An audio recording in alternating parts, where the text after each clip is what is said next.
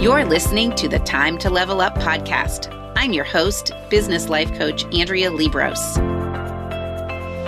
I help women in business commit to their own growth personally and professionally. Each week, I'll bring you strategies to help you think clearly, gain confidence, make your time productive, turn every obstacle into an opportunity, and finally overcome the overwhelm so that you can make money and manage life.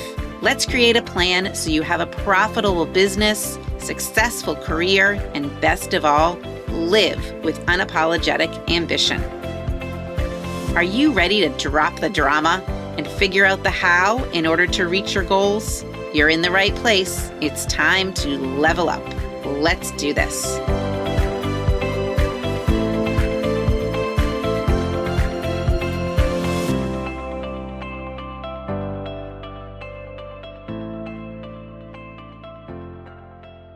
Hey, Time to Level Up listeners, welcome back to the podcast. So today's client success story is about Whitney Vredenburgh.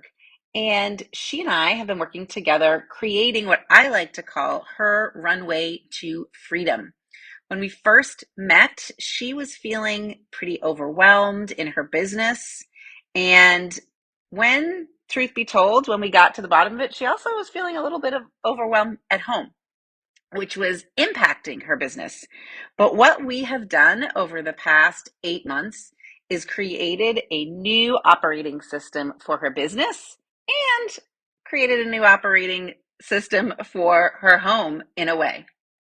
So I want you to listen in and look at the elements that we have dissected together over the past 8 months and ask yourself if this is something in your business that is worth taking a look at.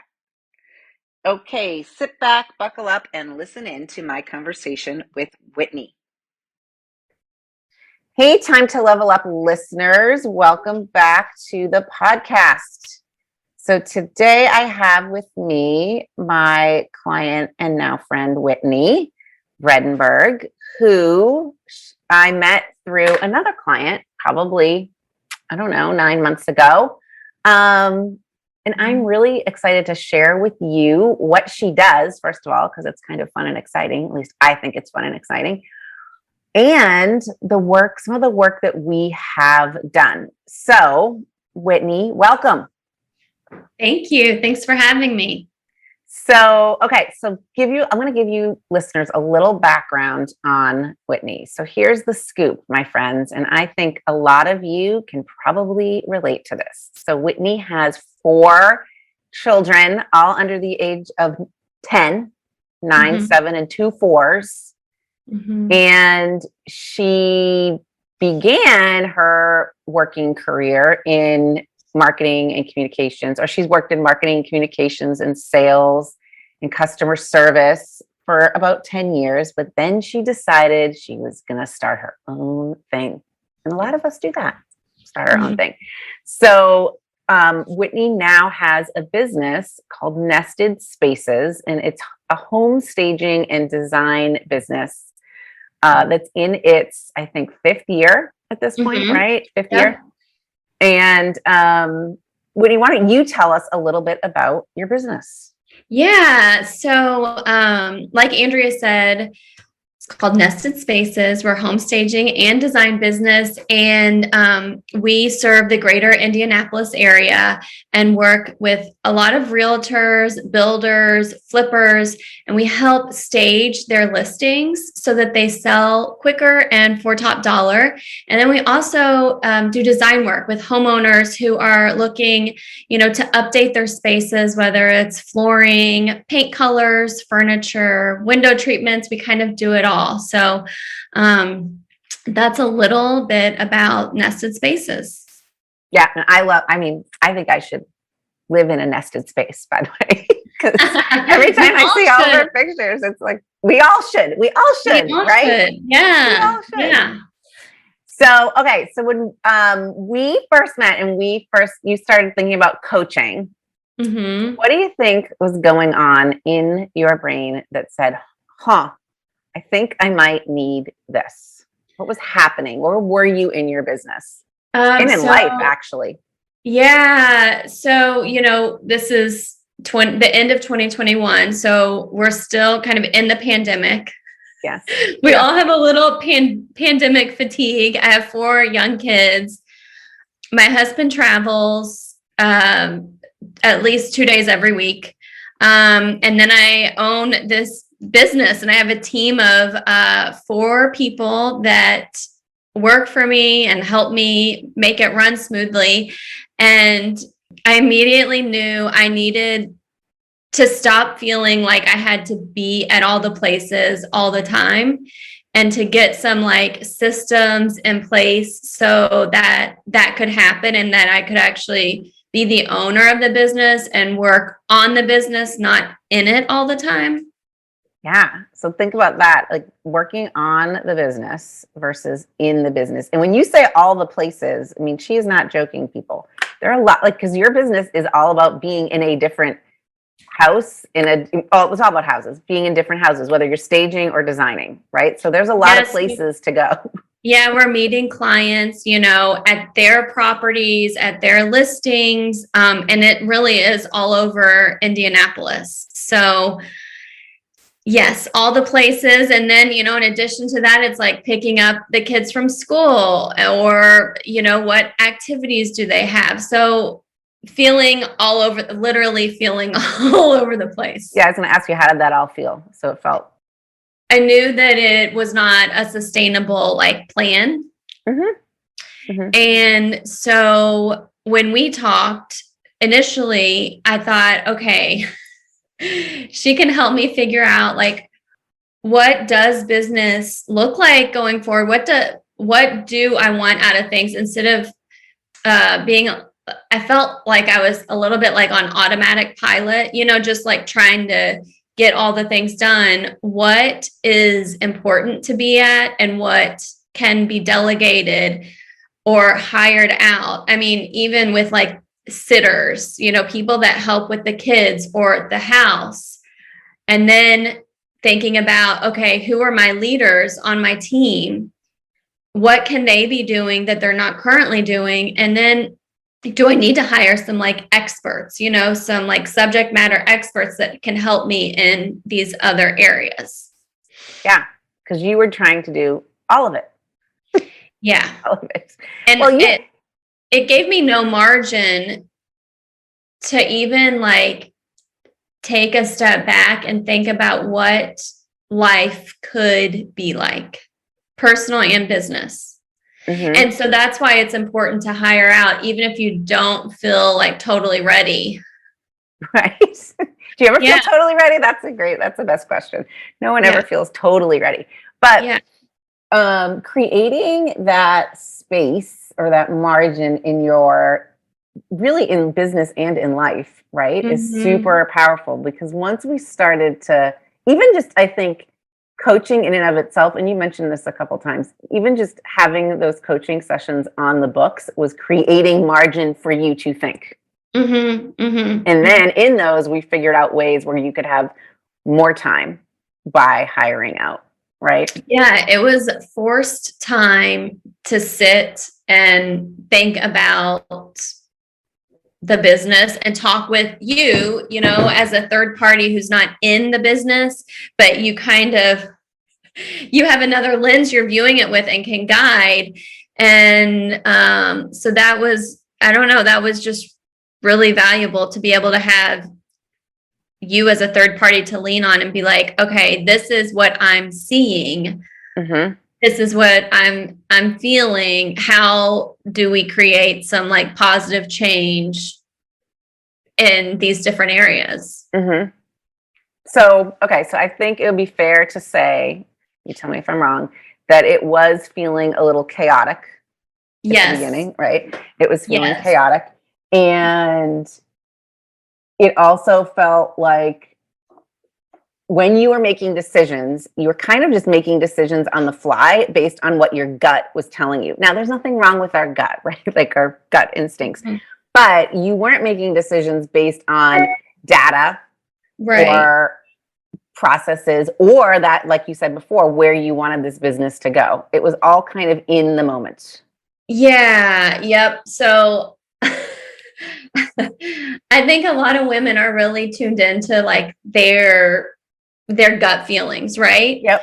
And I think listening to them is really important, but I also think like exploring those feelings and getting curious about them is even more important. So instead of just being like, okay, this feels right in the moment, maybe like instead of making that decision immediately, sitting and saying, okay, why does this feel right? Like, am I using data?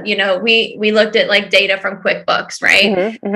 We were like, okay, so why does this feel right? And then as we dug into that, we looked at the data from QuickBooks or even, payrolls and invoices. I mean, the insights you're getting from any of your like digital platforms, all of that is super relevant. And then you can use your gut to make a decision, but use like the data or information you have to have confidence about the decision that you make. Yes.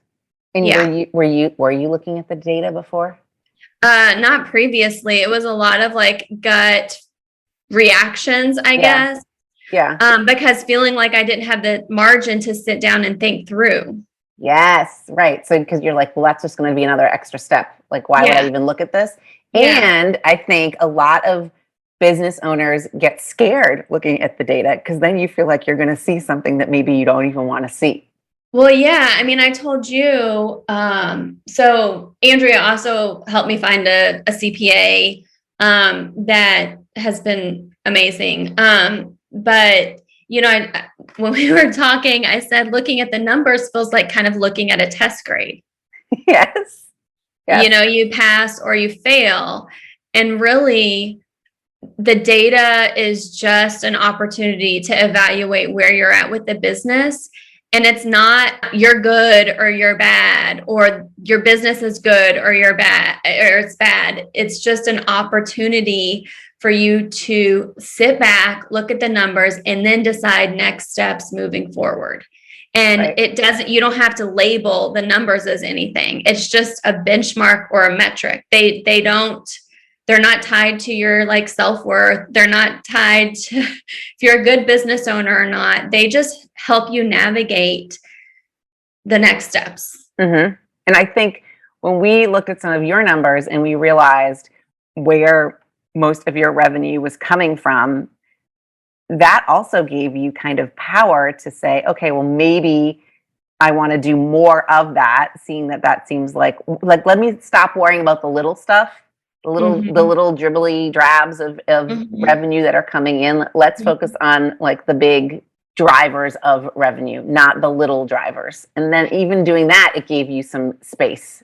Yeah. So what we did is we looked at sales year to date, and we did like this 80-20 rule.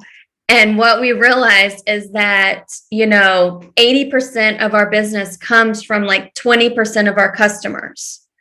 So why are we focusing on all of these smaller customers that aren't necessarily loyal to us and aren't necessarily helping us become more profitable?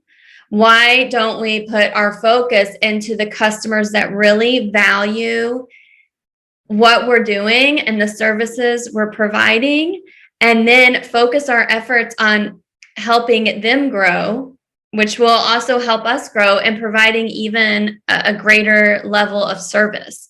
And that for me was hugely insightful because the other customers, that other, however 80%. many customers, yeah, they were taking up a lot of time. Yes. But they weren't contributing. They were slightly contributing to our income, but it wasn't a profitable way to do business. No, and they were taking a lot of time, energy, and resources. Like my team was spending a lot of time on those projects. Yes. Yes. So the other thing I remember one time, we talk about looking at numbers. One day you had a little freak out and you like, this isn't, why am I even doing this? Which day? Which day? There was several, but I'm thinking of one where we went through, you were just looking at what with the money in the bank account. That was the only number you were looking at. Mm-hmm. And then once we went through and started to look at, okay, well, what's revenue that you know you've already billed for that's coming in? Mm-hmm. What are current projects that are actually out there? What do you have on deck in the months to come? Once we started looking at a bigger picture, not just the number at the bottom number in the bank account. Yeah. That was huge. Yes, because if you become really rigid and hyper focused on things, which sometimes you have a tendency to do if you don't like looking at the numbers. Right. If you don't like looking at the data, it can be very like stressful. But if you can sit back and say, these are just numbers, this is just a snapshot in time. And then, what we ended up doing, I think, as we look through like projections, we found another revenue stream. We did. And so we're like working on fleshing that out and building that out, but it's already been a really awesome revenue stream for me that, I wasn't considering before. So that is why it's important to look at the numbers and then to think through, where am I at? Where do I want to be? And then what are the other options? Like what are the other potentials that I could be doing here with like not a ton of effort? Right. So increasing business without hustling. A lot of times there's hidden profits. I like to say hidden profits in your business that you don't even see, or potential for more profit that you just don't even see until you take a deeper look and not just look at one number or one snippet in time, like you said. Yeah. It's powerful. It is. So, okay. So Whitney and I did lots of looking at data. We've done lots of looking at data. We also, I think another element, if you go back to if I'm just telling my listeners, if you go back to podcast 57, you will see that I did an episode on 6 key components of business. So data is one of them. Another thing Whitney and I have done a lot of work on are people. The people within her organization, and actually her referral sources too. They're not people in her business, but they're crucial to her business. So, okay, so let's think about this. How do we go through this process? We started out by doing an accountability chart, didn't we? Yeah, because I think as business owners, a lot of times we just look at the people we have and we try to craft positions that fit them. But that's not always beneficial for you as the business owner, is it? Your business should serve you. You shouldn't be serving your business. And when you hire people, they should be working for the greater good of the business and contributing to it.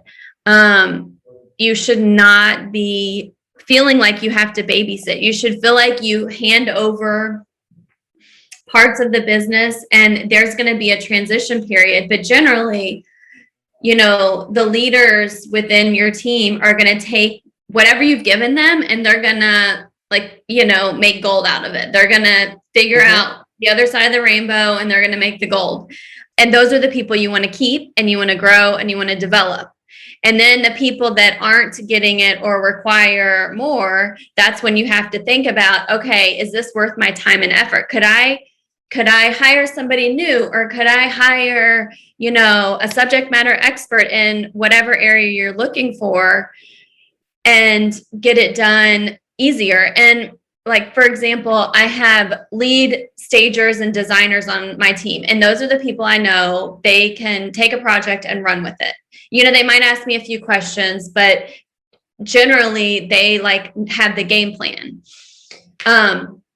I launched an ebook in November, and I knew I needed a subject matter expert to just help me look at, Kindle publishing. What are the categories that I need? Or, is the ebook format correct, et cetera, et cetera. So I hired somebody to help me with that. And it cost me only $250. She looked at all the things, website, landing page, but it was well worth that time because I knew it was taken care of. If I would have asked somebody on my team to do it, they would have had to research how to, that they don't know. And as an entrepreneur, you wear many hats, but some hats you and your team shouldn't wear.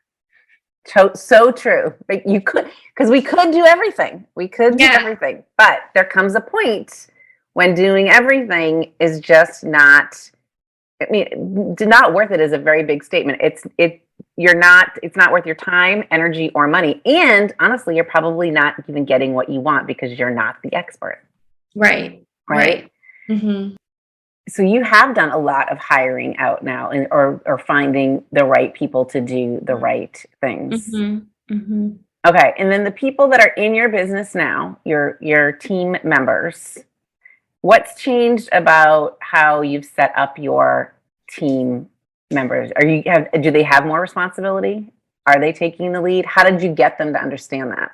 So I tried to create really defined roles. I think you and I worked on, after we did the accountability chart, we kind of mapped out like who would be doing what it would look like, and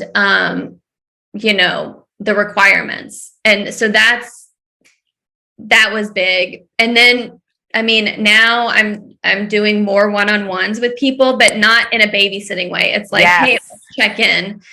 And then and what we've created is more of a system that, requires accountability than babysitting is the best word that comes to mind, because I have 4, kids. Yes, you're doing a lot of babysitting. Maybe you should be doing more babysitting in your business. Right. And the answer is no. And I think a lot of women, because we're nurturers, we want to make it work. But really, you're not valuing your time if you're trying to make it work. So for some of the people that we elevated their role, it wasn't a good fit. It just wasn't a good fit. And so then, throughout this process, you are like, okay, that didn't work. What's next? And really, as you go through the process, it doesn't have to be perfect. That's not the goal. No. And it's not the goal to like get it all right the first time. It's to start like throwing things at a dartboard and seeing what sticks, and the stuff that sticks you keep, and then the stuff that doesn't stick you try again. And I think what was interesting in this process is that you realized some of the people that you had actually wanted more more responsibility or more leadership than you were giving them, and some wanted less. Yes. Right? Yeah. It kind of went both ways. It wasn't like everybody balked or everybody complained. Some people were thrilled to have more. Yes. But trying to figure that out is really you being super honest about what you want them to be doing, first of all. So that's defining the roles, and then giving them the opportunity to answer back, actually, right? Giving them the space to say, okay, well, this is what I need from you. Is this something you want? Yeah. You as the owner have to kind of determine, do they get it? So there's get it, want it, and have the capacity to do it. Yeah. Right? Yep. And that's really, really important, because you'll see like red flags, or you'll see, okay, they're doing great. And it's important to address those. I think especially as like a small business owner, where you're wanting to make, everything count. You want it to all be kind of moving forward. So it is important to ask yourself those 3 questions: get it, want it, and capable. Right? Right. Or do they have the capacity to do it? Like, do they just have capable and capacity can kind of go either. But do they have the like bandwidth to give you what you need? So for example, like I know you've hired some students in the past, right? So do they have the capacity, given all the other things going on in their lives, to give you the time that you need? Right? Or do they have the knowledge at their maybe young age to actually do what you need them to do? Right. And that's, every person is going to be different. Yes. That you hire. And honestly, you hire them and then you kind of see how it goes. I mean, you might know after the interview or whatnot, or from references, but yeah. And then it's important to then set kind of expectations. Hey, I'm going to give you, we're going to try this. I'm going to give you 2 weeks. And if that doesn't work, then we've got to move on to something else. Right. And you've gotten good at not letting things drag on. Yeah. Yeah. Yeah. Because I think a lot of times business owners, we wait too long to address some of these people issues. And then once we do, we get mad at ourselves and say, why did I wait so long? Why didn't I have this conversation or clarify these roles or really look at my business, what's going to work for me in terms of people? Mm-hmm. We wait too long because we're, again, like you said, women especially, we're nurturers. We don't want to hurt anyone's feelings, or we know that maybe they're capable. I just need to give them a little more time or guidance, right? Or maybe they would be better in this role. Yeah, you're trying to create the roles for them, right? Yeah, and really, once you've seen something, you should not and cannot unsee it. Oh, that's interesting. Tell me what you mean by that. I like that. Once you see, once you see something that either from the data perspective or from a people perspective, that it's right there. It's right there for you to see, right? Yes. And so I'm always kind of taking inventory of things like, oh, that's interesting. Oh, well, that's really good. Or, oh, I'm gonna think about this one and then make a decision about it or talk directly to that person. Yeah. Mm-hmm. Yes. That's that. Once you see it, you can't not see it. That's so true. Yeah. So true. Okay. So we had data, we had people. Okay. Let's talk about vision. Okay. When we started, I should go back and see what you wrote as what you wanted your vision to be for your business. I'd be very curious about that. But now I think we've really flushed out what you want the vision to be. Mm-hmm. Mm-hmm. Right? Yeah. I mean, so this is all this part is part of like the VTO, the Vision Action Organizer we've been doing. Yep. Which is like a shoot off of Gino Wickman's EOS book, isn't it? It is. Yes. Yes. Yeah, I mean, really for me, one of the biggest things that you and I kept talking about is that I want a business that flows and feels effortless in a way. Mm-hmm. And that delivers a really high quality product to our clients. And that is profitable. So look at all those things. Yeah, but the ease and flow is big because I want to have systems in place and people that are working for me that are creative so that this all kind of comes together seamlessly. And what we're doing doesn't matter if it's not profitable. A lot of creatives get in the trap of, well, I'm making really beautiful spaces. That's great, but none of that matters if you're not paying yourself, if you are not creating a profitable business. So, now that profitability is even more front and center for me, I asked myself before we do an install, I review numbers. Okay, what did we charge? How much time is it going to take? Does this make sense for us? Mm-hmm. Before we invest in like new furniture. I mean, that's a big question for me.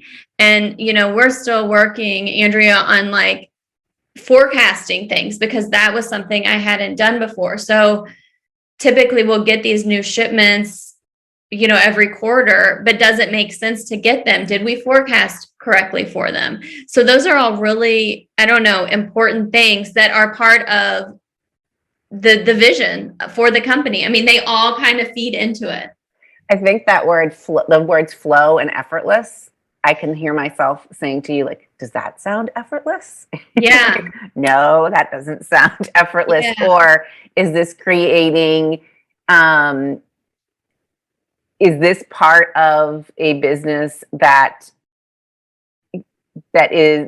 does flow? Like if things are starting to feel hard, then it's not feeling like it flows or it's effortless, right? Right. So we've been trying to make decisions that align with that vision. Also, I think this is a good time to mention that part of your vision for your business definitely there's a personal part of that, because your business has to integrate in with your other hats you're wearing as mom and spouse and daughter and all those other things, right? So I don't think we realize a lot of, we don't take the time to think about how the business impacts our personal life, or how our personal life is impacting our business. And I think when we look at have a bigger vision of what maybe a 5 or 3 year picture looks like, right then, that's a great place to have it all integrate. Yeah.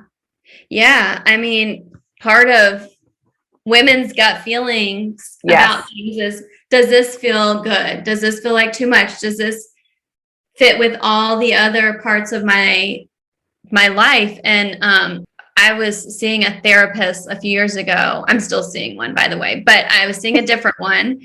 And she was talking about how women's brains are like spaghetti. It all it's like the sauce and the meat and the noodle, they're all connected. Whereas men's brains are more like waffles, a waffle maker. They're all little squares. Segmented. Yeah. And so for us, it has to feel good, like in every area of our lives. And for me, I mean, that's being able to kind of like shut it off on the weekends, shut it off in the evenings. And when Steve is out of town, when my husband's out of town traveling, I know that I want to be more like present with the kids when he's gone. And so my days are shorter on those days. And that's okay. And that is okay. There's no, I initially, I felt a little bad about it, but I'm like, this is my business and it needs to work for me and my family. If it's not, then, what's the point? Exactly. If it's not working for you and your family, then what is the point, right? Because that just doesn't feel good. And then that's when we start to doubt about whether or not we should even be in a business, or maybe it'd be easier just to go work for someone else, right? That thought crosses everybody's minds. But you can so then I guess this goes back to, where do you need help and support, right? So you and I have spent a lot of time talking about this, both personally and professionally. Yeah. And it's okay to have the support. Yeah, for me, well, when we first met, after the pandemic, my twins were not sleeping. I don't know what happened, but we'll just call it the pandemic. We'll blame it on the pandemic. And so we, and every time we talked, I was like, I'm up. These kids are not sleeping. And I said, I talked to a sleep coach. I'm not sure. And you're like, you have talked to me about this 3 times. Like, why are you not hiring? Or are you not, hiring them to help you? And I was like, I don't know. I don't know if my husband's on board. And you're like, you're the one suffering. Like, he's not. You can make, you can make this decision. And that was like really empowering for me to hear that, hey, you're not always going to agree with your partner on what things you're going to invest in for your business or yourself, but it is important to have a voice and to know what your needs are. I mean, for me, that was huge. So the sleep coach really, really helped me.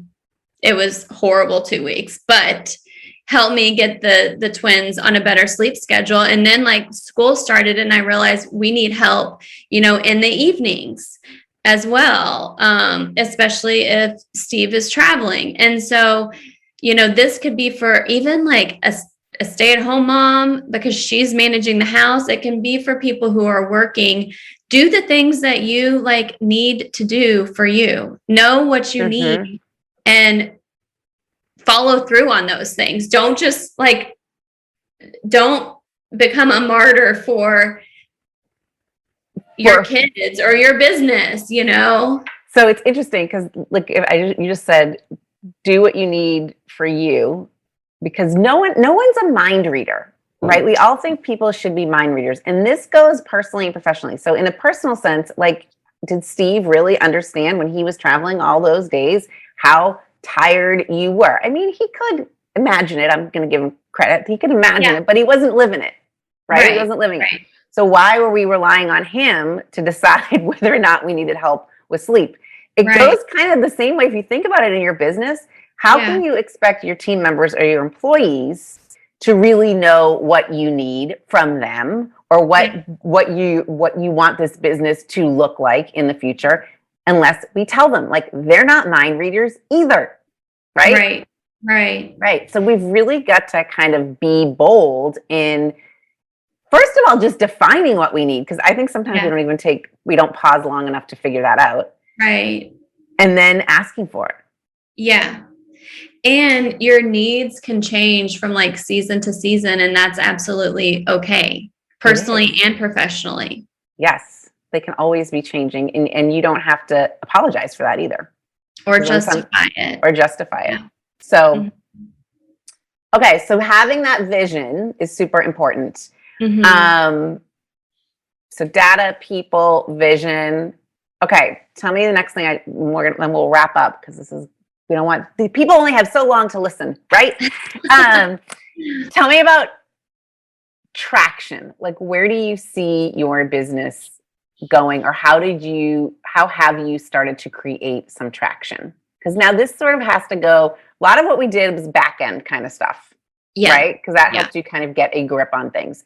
Right. That traction element almost puts it in the forefront and is more of a frontward facing kind of motion. Where do you see yourself getting that movement? I mean, I've seen it like in the last few quarters where we talked about, hey, there's this new revenue stream, right?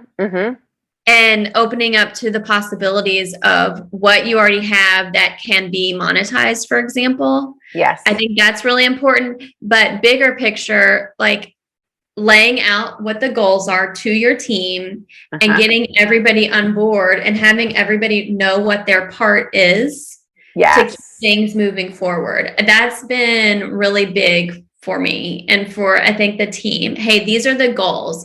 Let's make sure we're hitting these numbers and reviewing these, at our weekly team meetings, for example.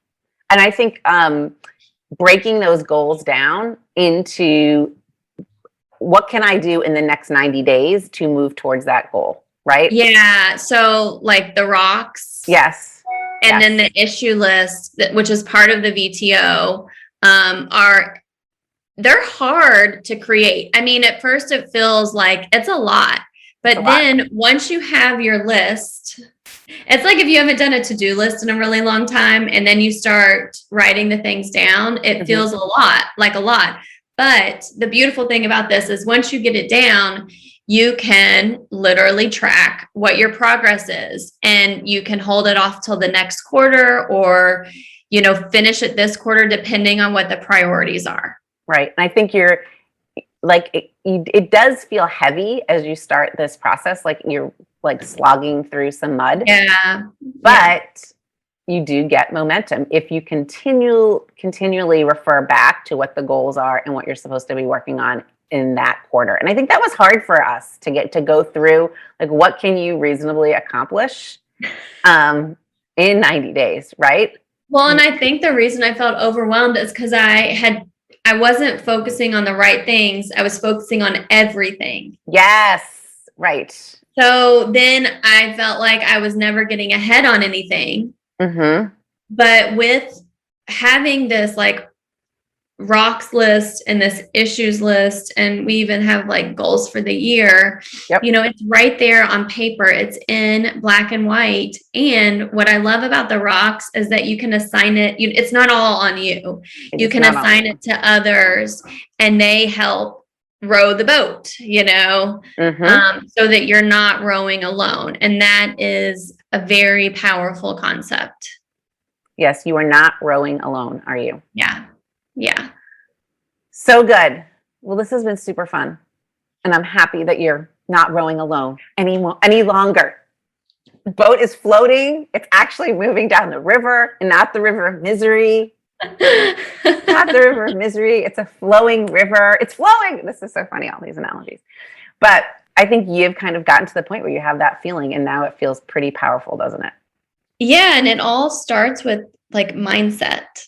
It all starts up here, and then, you know, you get it on paper, and then you implement. And so the power of, you know, your mind and using it for good and is super powerful. And I think we all have a lot more power than we realize, and a lot more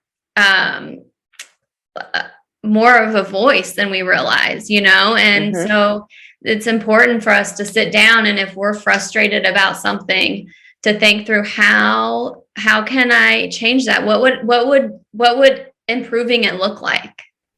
Yes. What would it look like if we were to change this and make it better? What would that look like, and how would it feel? Yeah. And a lot of times, until you get something on paper and start to empty out your brain, you don't even know that that's even a possibility or a question. Yeah. Well, thank you so much. I've loved this conversation. And if you are out there listening and thinking, I would love to focus on the right things and not on everything, then I can help you go through this process just like Whitney and I have done. And it's been fun. I think parts of it have been scary, right? Parts of it have been hard. Parts have felt heavy and not very flowing, but it is kind of fun.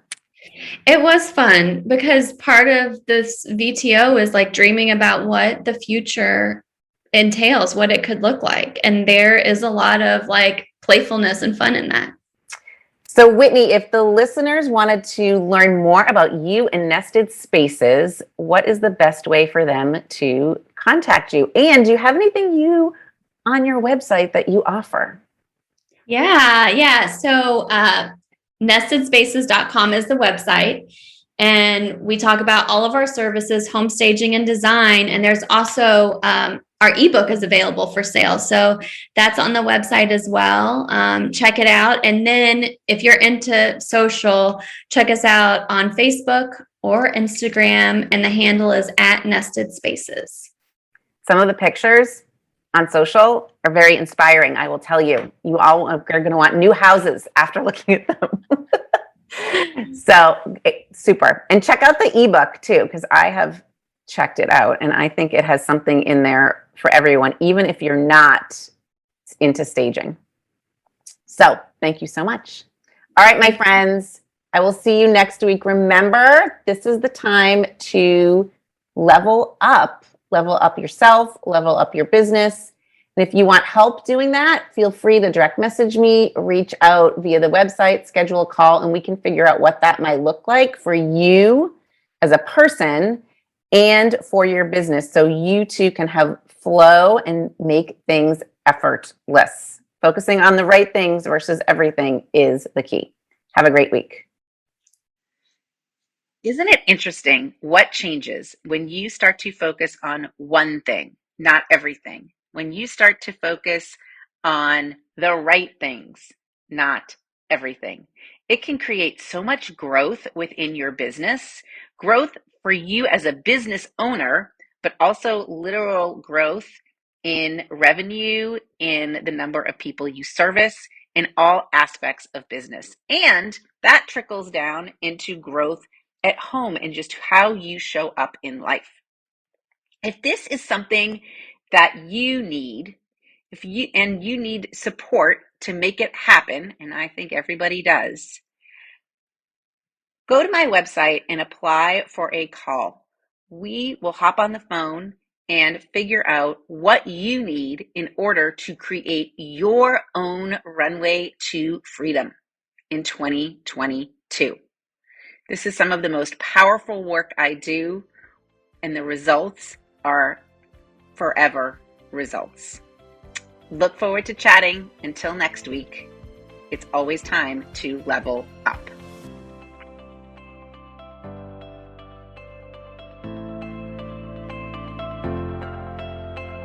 Thanks for listening to the Time to Level Up podcast with me, your host, Andrea Liebross. If you know someone who could benefit from listening to this episode, I encourage you to take a screenshot and share it with them.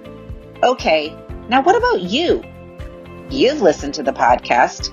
And if you now know that you're ready to upgrade your life, upgrade your business, upgrade you, then stop being only a listener and start being a liver, living that upgraded life. Head over to my website and schedule a call. Right there on that call, we'll start changing the way you think and act so that you can have the freedom to achieve the impossible in life and business and have the resources to do it. You deserve an upgrade. Let's do it.